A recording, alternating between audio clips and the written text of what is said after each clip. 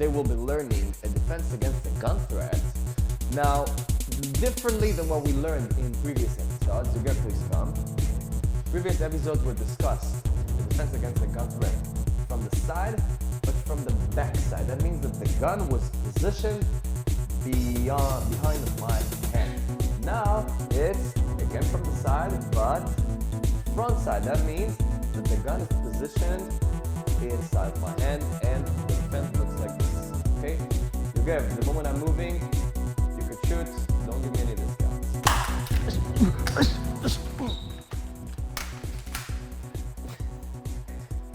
Now, the only difference that is in front of my hand.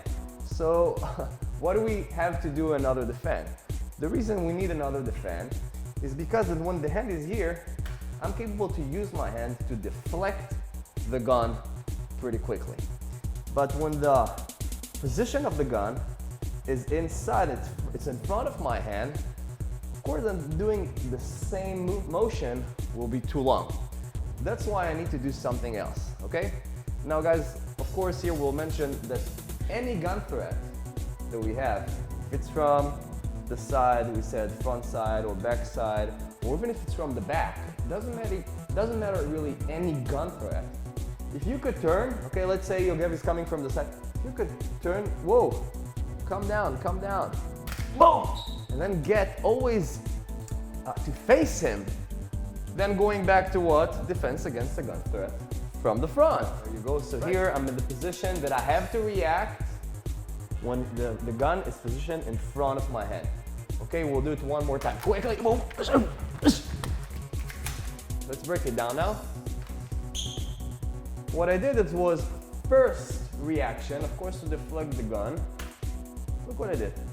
Simply, lifting a little bit my hands and redirecting the gun, simply grabbing his hand and not the barrel, right? To grab the barrel, it would be hard.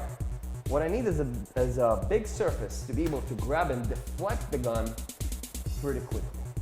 Okay, so here, Yogev, the moment I move, please shoot. The gun is loaded. Yeah, you have another shot. So as we see here in any gun threat, when you try to, right? Try to shoot, ready? Always shooting outside. Now here it's not enough just to grab with one hand, right?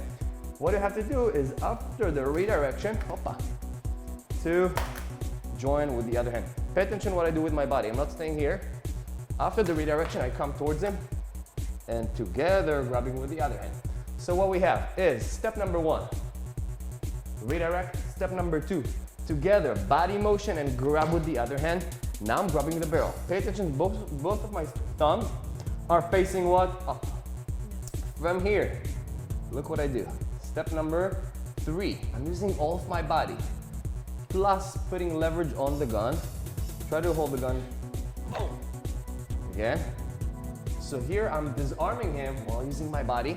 My shoulder will come towards his shoulder to have strong leverage on the hold of the gun.